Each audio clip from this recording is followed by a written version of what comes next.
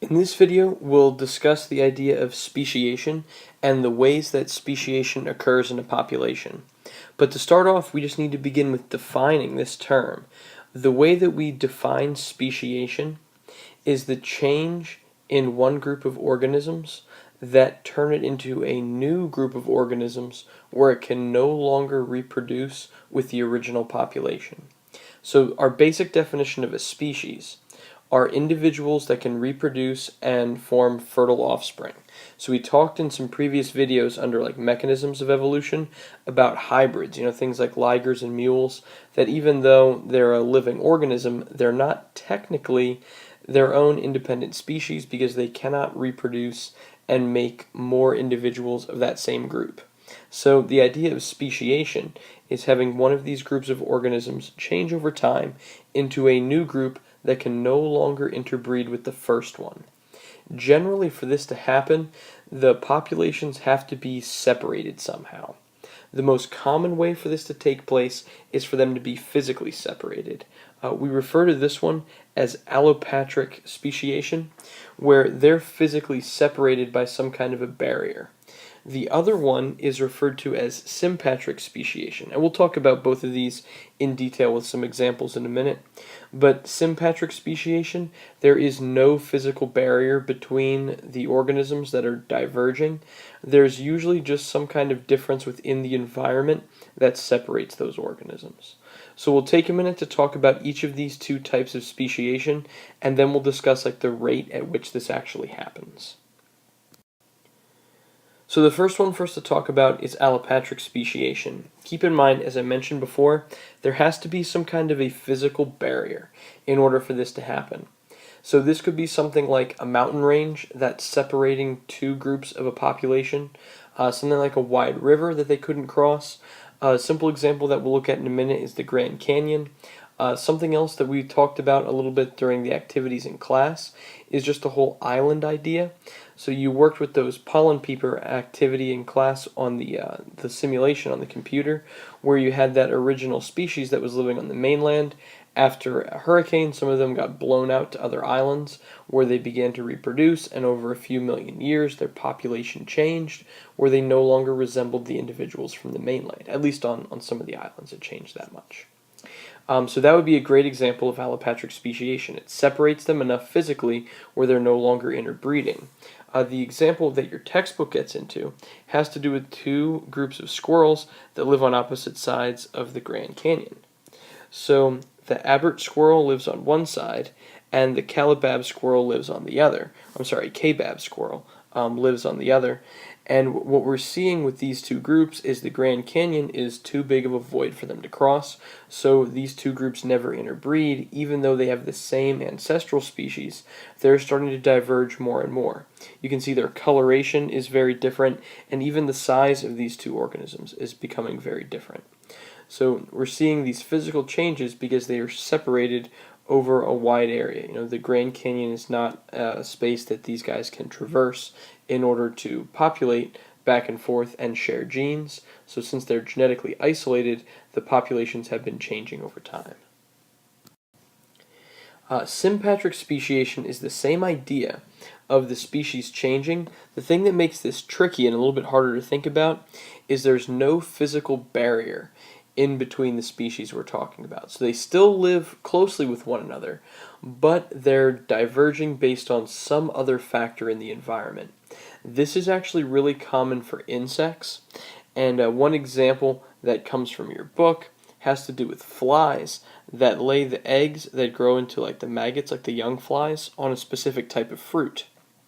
So even though they're living in the same environment, they're laying their eggs on different types of fruit, and that's enough to separate these organisms to a point where they're no longer really interbreeding, and they're not passing on any of the genes from those other population groups. Another thing that's common for this outside of insects are plants. Plants are far more tolerant of genetic mutations than animals are, and because of that, they could actually undergo a genetic mutation that wouldn't allow them to interbreed with the original species. So like if they have a different number of chromosomes than the original species due to a mutation, they wouldn't be able to reproduce with that group, but they would still live pretty close to them. So the idea that plants are far more tolerant of those kinds of mutations than animals are makes this common basically in plants, and insects are the two main ones for sympatric speciation. If you're thinking about mammals, like we just talked about the squirrel as an example, they're far more likely to undergo allopatric speciation. So the last thing for us to talk about is the rate of evolution. The thing to consider with this is that evolution is what we call a dynamic process. Like, it's happening constantly, but it's happening like slowly over very long periods of time. And there are certain periods of time where it speeds up. There are other periods of time where it seems to slow down. Some species will remain unchanged for millions of years, while others change in relatively short amounts of time. So something to remember is the more simplistic a species is and the faster it reproduces, then the more quickly it can adapt and evolve to changes in its environment. So we think about things like bacteria. Bacteria are very simple genetically. They also reproduce really, really quickly. So because of that, bacteria is constantly changing. It's actually changing so quickly that certain bacteria are becoming resistant to antibiotics that we use to treat people. And we've only been using these antibiotics for a couple of decades. So things that are a bit more complex, they'll take longer periods of time to evolve. There are actually two separate theories when it comes to the rate of speciation. The first one is called gradualism. The idea behind gradualism is that species change slowly over long periods of time, and there's never really any kind of rapid change. Change just kind of plods along at the same, somewhat predictable rate over a long, long period of time. The other idea is called punctuated equilibrium. In this instance, we're seeing species evolving rapidly over short periods of time, followed by long periods of stagnation where the species pretty much goes unchanged. The interesting thing is there's support in the fossil record for both of these theories. There are some species that seem to change really gradually over time, and that supports the gradualism idea. There's also some species, like some sharks, for example, that have gone pretty much unchanged for millions of years. But there are some quick changes that are represented in the fossil record. So that supports this idea of punctuated equilibrium. A simple way to look at both of these is this figure from your textbook. If we're taking a minute to examine this one, punctuated equilibrium is represented on the left, gradualism is represented on the right. So what we're seeing here is a species called the okapi. You can see them up here at the top in their final form. Then also giraffes. They diverge from a common ancestor. So we're just calling it a pre-okapi at this point, since it's the one that they're both diverging from. But what we see with the gradual model is that if we think of each side over here, like if we're thinking of this almost like the x and y axis, the y-axis represents change, the x-axis would represent time. So these changes happen gradually over a predictable amount of time, which is why we end up with like almost a 45-degree angle here. And then you can see like some of the new species in the fossil record diverging off of here. What we're seeing on the left-hand side is long periods of time where the species go unchanged. You can see it doesn't pick up any changes. If we're thinking about like changes being represented by moving up and down, there's long periods of time where there's no change. So we got a straight line here, whereas we're seeing gradual changes with sort of like the inclined line on the other side, where all of a sudden we'll see a rapid change where we end up with a new species. Keep in mind, this doesn't mean that the species changes overnight.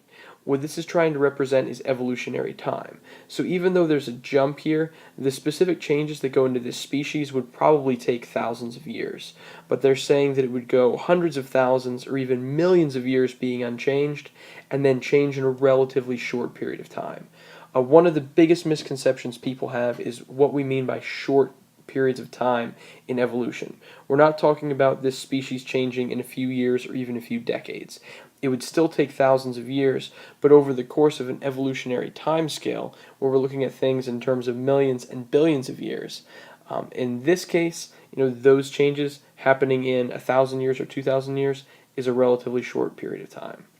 Keep in mind, punctuated equilibrium and gradualism, they agree in more ways than they disagree. It just has to do with the changes that take place in the environment. Do those changes take place gradually over long periods of time, Or do species mostly stay unchanged until they have relatively quick changes that they have to adapt to? Say, like if their environment stays the same for a long period of time, and then there's a change, the species either has to adapt and change its appearance or its behaviors, or that species would potentially go extinct if the change in the environment was too rapid or too severe. So these are kind of opposing models, but overall they're still pointing towards the same idea of the species changing over time. It's just a matter of how quickly or how abruptly do those changes take place. So once again, thank you for taking the time to watch the video, and make sure you answer the questions at the end.